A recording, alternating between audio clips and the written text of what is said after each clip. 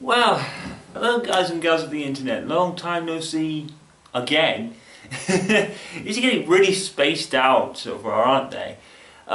Civic Chaos previews for the week of June 22nd to 28th, 2015, and unfortunately, once again, it's for games I'll be picking up, well, at least one, and not playing through for YouTube. But I figured I'd talk about them anyway, and I could also talk about E3 for a little bit last week, because I didn't want to do a preview for that because it's E3. It's almost the same date every year. It was, I'd be saying the same thing every year I did one of those. So, you all knew it was E3. There was no way no one was going to know it was E3, but I'll talk about that a bit after I mentioned the two games this week, which is Batman Arkham Knight for the PlayStation 4 and Xbox One. I'm pretty sure it's not on the last gens, or not. I would guess not. And Yoshi's Woolly for the Wii U. So let's start off quick here. Let's actually get into Batman Arkham Knight now. If this had been Arkham Asylum, if this had been a lot like Arkham Asylum, I might have considered playthroughing it. The fact is, it's not. It's excuse me. It's more like Arkham City. Now, I have not played any of the previous Batman Arkham games. Shame on me, I guess. I really should have. But I have watched playthroughs from various people on those games, so I kind of know what's going on. I can't remember if I've watched Batman Arkham Origins yet. No, I don't think I have. I think Vash has started it, so I might have to go on that. But yeah, I've played none of them really. Arkham Asylum, I think I wanted to, never got to. I think it was the same with Arkham City, and probably the same with Arkham Origins as well. And now I officially can't because I don't have a previous gen console. I have the game PC, which is I don't know what it is with the game PC. It seems to be really weird right now. It doesn't seem to be working. I mean, Sammy's Games had a look at it yesterday, and he reckons the games can be due with the graphics card, which makes sense, but with the fans kicking off and the heating of the what I learned was the motherboard, he said that was normal. So what's wrong with the thing, I don't know at this point. But he is going to get a friend to suggest something, because the maker of the PC is 4 hours away. They live down in Cornwall, so it's not like they can easily get down here and sort it out for us and then head back again. So unfortunately, we're kind of stuck on that front. If all else fails, I guess we'll have to take it somewhere. But anyway, yeah, I can play the Arkham games on that, but currently I can't do anything with it because the games work. They just like the frame rate goes to shit and the sound gets all crackly and that sort of stuff. It's hard to explain. But yeah, I do have the game PC for the Arkham games, but we haven't actually sat down and played them at all. So shame on me, I guess. But I am going to get Batman Arkham Knight. I do like the Arkham series. Like I said, I have watched playthroughs of it before. But it's open world. It's pretty much like Arkham City. And like I've said before, games like GTA and open world games are very hard to keep constantly entertaining in the slow parts. Getting to the main mission or doing this side quest. You know what I mean? And I think with my uploads kind of thing, with only like 4 videos a day maximum, I think it would take me a year just to finish the playthrough. The playthrough would probably be 100 parts. So, which wouldn't be so bad in a sense because there's really nothing else coming out until July 10th with F1 2015. And then it's full steam ahead for the hardcore gaming season. Actually, there's Gears of War Remastered in August, but I'll get to that in a second when I talk about E3. But basically, yeah, it's an open world kind of game that would be very hard to keep entertaining constantly, and it would probably be a long playthrough. It would take me a year to complete on my upload schedule alone, rather than and probably just playing the game, so it would take me 2 years, sort of thing, because there's so much to do. So. Excuse me, unfortunately I won't be playing through that, but I might give my Civic Chaos reviews on it, just to review the game without actually showing any footage, unfortunately. But I don't want to be not talking for 15 minutes and trying to find the next activity to do. It might take a 15-minute video and I have nothing entertaining whatsoever happening in the video. Yes, I could probably delete those and do the story, but I think it would be kind of disjointing.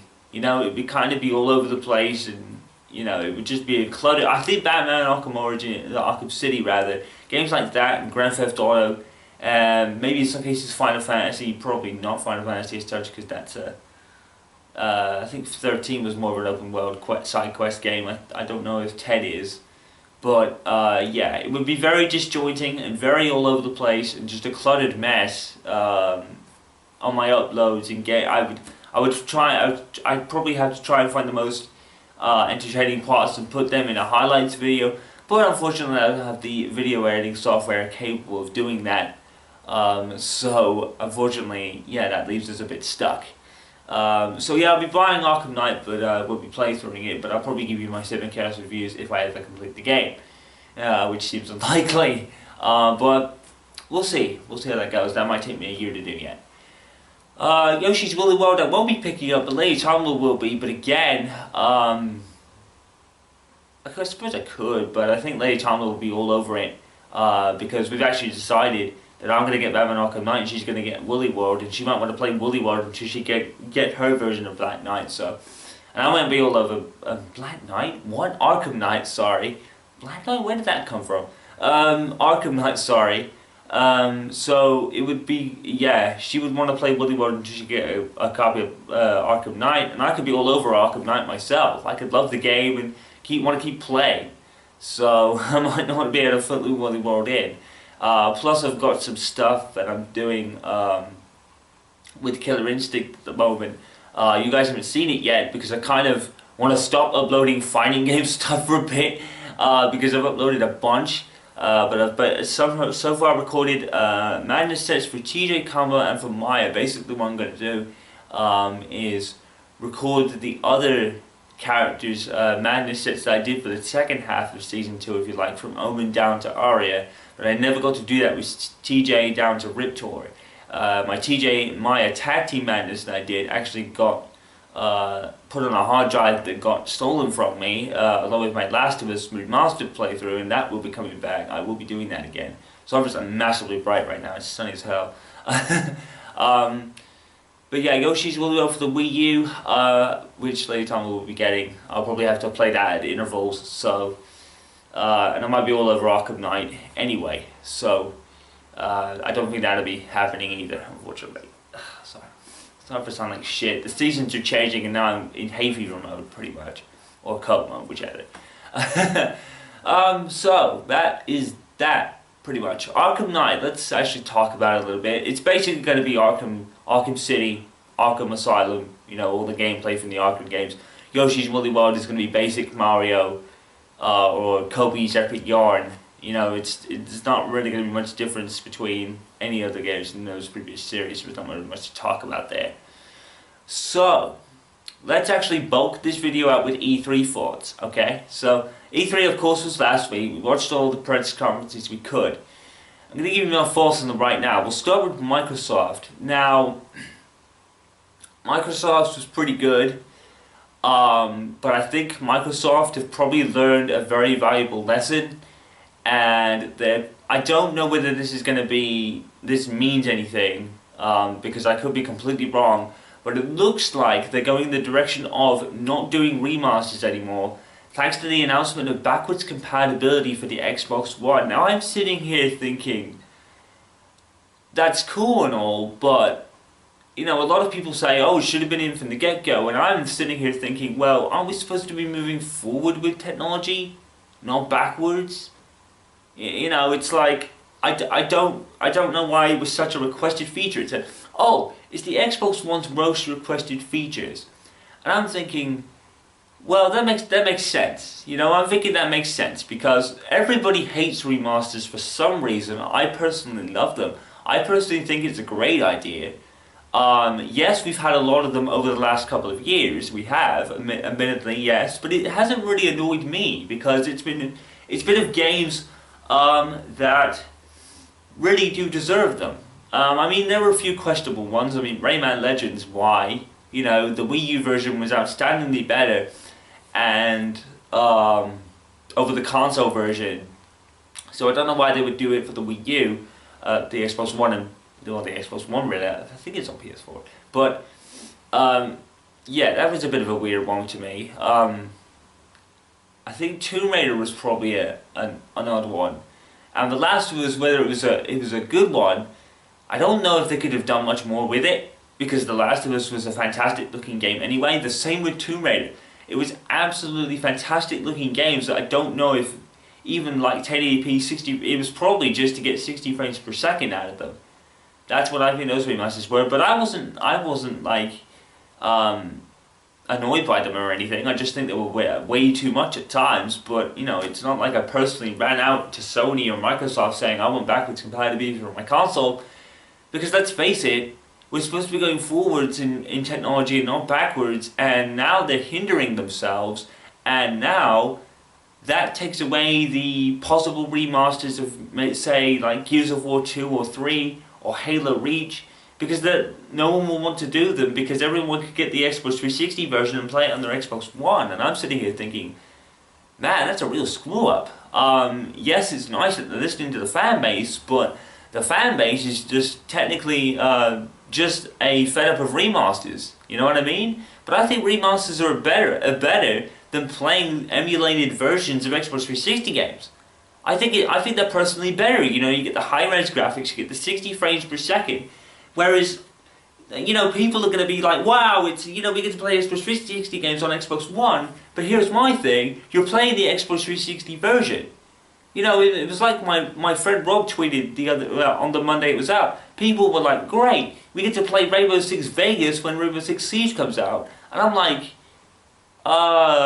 no, you get to play the 360 version of Rainbow Six Vegas, which probably wouldn't stand up to Rainbow Six Siege graphically. You know, it's weird because everyone was like a graphic person. You know, everyone's all about graphics and 1080p 60 frames per second. So why on earth were people requesting so much backwards compatibility for this current gen of consoles? I don't understand it. If everyone is such a graphically person, why are you hindering your console's power by wanting to play Xbox 360 games? Let me get this straight. It's going to be Xbox 360 graphics on the Xbox One. It's not going to be Xbox One graphics on a 360 game.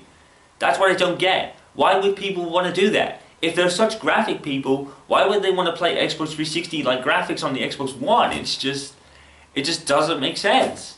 It really didn't make sense. I was like, everyone was up in arms. They were like, yes, backwards compatibility, fine. And I'm sitting here thinking, whoa, great. You know, because that now says to the game developers, oh, let's not do remasters for the Xbox One because everyone's going to prefer playing the Xbox 360 version.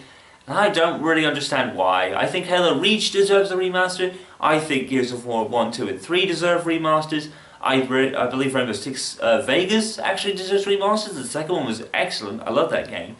So, you know, there's so many Xbox 360 titles that they could have remastered and made better in terms of graphics and frames per second, but no one's going to do that for the Xbox One now because they've got backwards compatibility. So they're not going to waste their time and make a remastered version because everyone's going to want to play the 360 version. I don't understand it. I don't get it. I personally think it wasn't something that needed to be there. You know, it could have been there, but I don't get it. We're supposed to be moving forwards with technology and not backwards. It makes absolutely no sense. Absolutely no sense. I don't understand it, but it's what people want, I guess. So we're going to have to deal with it. At least Gears of War 1 is getting a remaster, so at least that's a good thing. I just hope 2 and 3 get the same treatment at some point. I think the highlight of the whole Microsoft thing for me was actually seeing the new user interface that will be coming out for the Xbox One. It looks so much better than the current one, let's put it that way. I absolutely love it. Yeah, I completely love the new UI interface. Just checking the time here. Alright. Yeah, I love it. I think it's great, it's tidy, it's neat, it's tiny. Everything you can see by going into tabs and things. The Xbox One currently is a mess. The UI is a complete mess. Everything is just cluttered everywhere. And it's like, I can't find, I'm going to have to go through 3 different menus to find the TV section. You know what I mean? It's like, but this looks so much more neat and tidy. I think it should be out now, personally, but it's not going to be. Unfortunately, we're going to have to wait a while for that. I think it will come with the update that adds backwards compatibility to the console. So I'm guessing we're going to see that pretty soon. Yes, Gears 4 was announced. I don't know. I'm going to buy it. Obviously, it's a Gears game. And thank God that it's not based on Judgment. It looks completely like Gears of War 1 to 3. Thank God, because Judgment sucked balls. So, at least that's a good thing, but I'm thinking, wow, you know, they're going into the future here. You know, how much can they do? You know, this is a brand new trilogy, and it's like, I'm thinking, wow, that's a bold move, because I don't know what more they could do. It was, you know, it's pretty much what Halo 1 to 3, the trilogy ends on the best possible note, you know, and then Halo 4 comes out. And I'm like, why? It makes no sense. I'm the same with Gears. I mean, I'm also going to buy it because Gears is pretty much my favourite Xbox kind of exclusive game, along with Halo, obviously. So I'm obviously going to get that. Gears 1 Remastered is definitely getting. I've played the beta. I don't know. I honestly don't know. I think what they probably should have done, and they probably weren't going to, and there's probably reasons for it, but what they probably should do with the Ultimate Edition of Gears of War 1 is probably make a Horde mode from Gears of War 2 or 3 for a start. It's so fucking bright. This could really turn out bad on YouTube, but it's so freaking bright here. I think that what they should have done was had the campaign of Gears of War 1, because the Gears 1 campaign was probably the best one in my opinion. Gears of 3 was probably close behind, and then Gears 2. I don't really order the campaigns of Gears in a sense, because all of them are great anyway. But I think Gears of War 1 was probably the best one.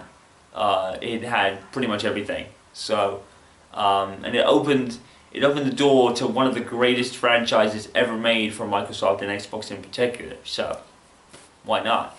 I think they should have probably... They really wanted to keep the flavour of the Gears 1 multiplayer. I can understand that to an extent, but I don't know. It just seems like there's more missing.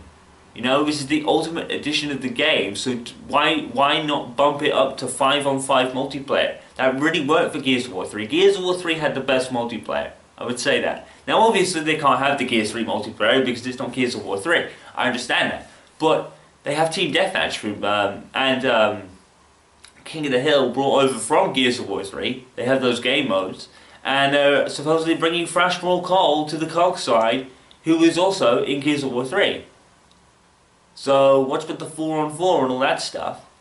You know, it's going to be great, but I don't think it's going to be something I want to sink into. Gears of War 1 wasn't really kind of the multiplayer. I played the campaign a lot more than the multiplayer. I'm going to be honest here. The multiplayer was fun and all, but I think I just prefer Gears 3's multiplayer. I think that was just, you know, we played it hardcore straight for a year, so I guess that's why. You know, I'm so used to it. So I guess that's pretty much why that was the case, that I prefer Gears of War 3's multiplayer to Gears of War 1's, but I'll obviously get it, and I'll obviously play through the campaign. Later on we'll obviously get it as well. We'll play through the co-op of that, and I'll obviously do some multiplayer sets here and there, but I just prefer Gears 3's, I think, personally. I don't think there was really much else to talk about with the Microsoft thing. The thing with Minecraft and the virtual reality thing doesn't really interest me that much. Nothing on TV and nothing on Kinect. Wow, what a shocker. So there's that. I think that's that pretty much up. Of course, they previewed Forza Motorsport 6, Halo 5, obviously. It was pretty nice to see Buck there from Halo ODST, and we actually learned a bit more about what Halo 5 is going to entail. It's probably going to be one full campaign rather than two separate ones on two separate sides. You're probably going to get an ending where you pick which one you want to fight as, maybe Master Chief or Spartan Locke. But it's not going to be two separate campaigns, which I guess is okay. It makes sense, you know, you don't want to overload campaign stuff when multiplayer comes out. I think with the backwards compatibility, I think the reason is this, and I think it's Halo Master Chief Collection. You know, it really came out to a real botched online. The online didn't work on launch day.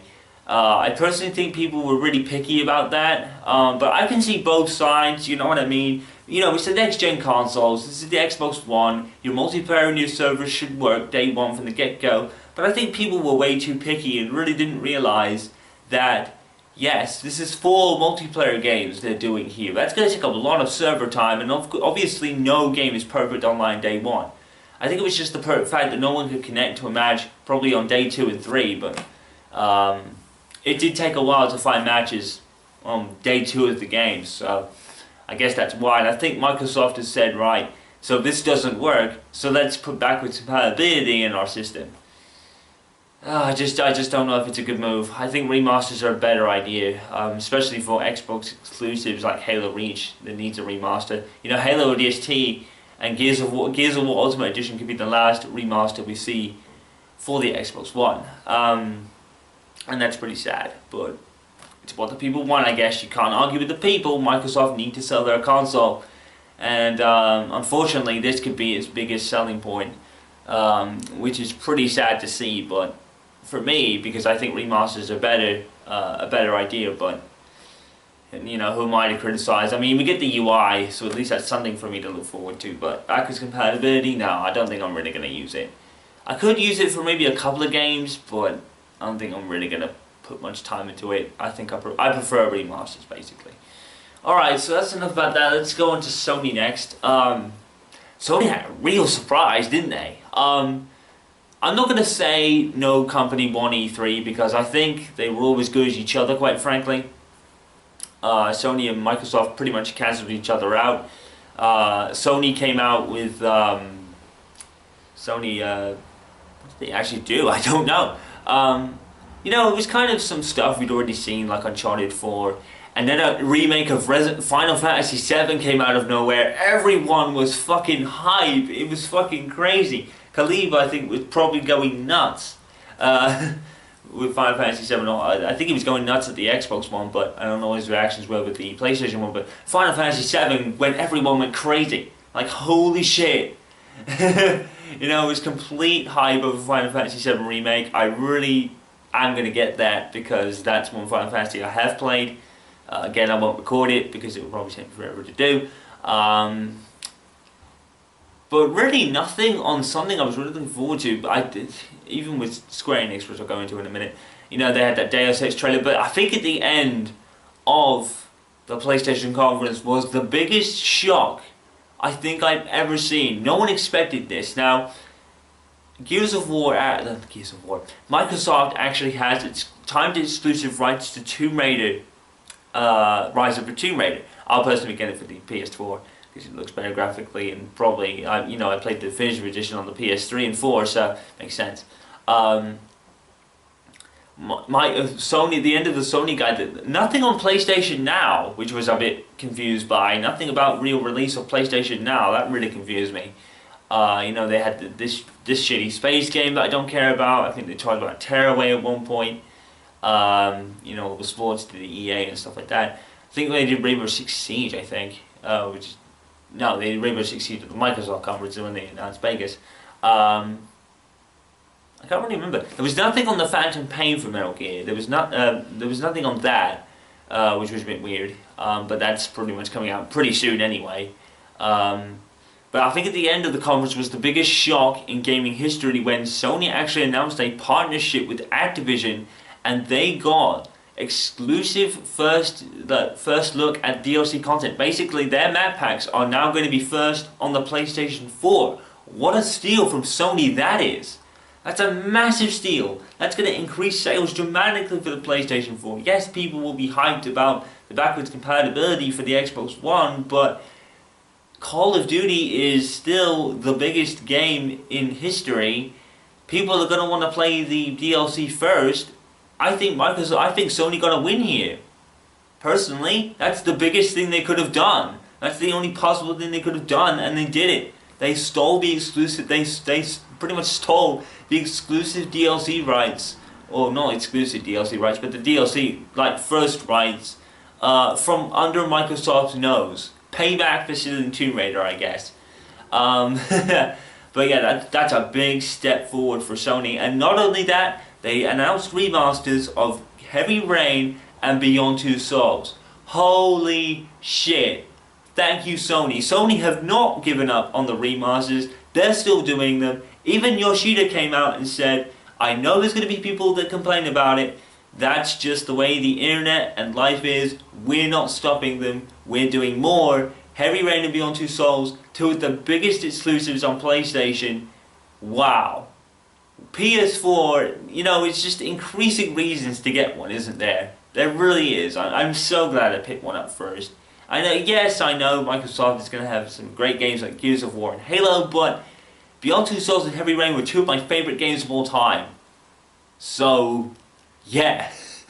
That is a big thing for Sony. Three big things for Sony, and it looks like they've edged out again, just about. But Microsoft had their own counterpunch with the backwards compatibility for the Xbox One. So, you know, it's like I said, they cancelled each other out. So, moving on, Nintendo. Wow, what? I'm not gonna try to sound like a dick, because I know I'll probably get some fucking flack if I do. Even Dazran was unimpressed by what Nintendo did at E3. It was... And when your biggest fan is unimpressed, you know something's wrong. Because Dazran is the biggest supporter of Nintendo on the planet. Even though a lot of critics say the Wii U isn't next gen and all that sort of bollocks. But even Dazran was unimpressed by Nintendo, and that's a big shock. That's something that would be very hard to do in Dazran's case. I mean, wow! If your biggest fan is disappointed, you know you did something wrong.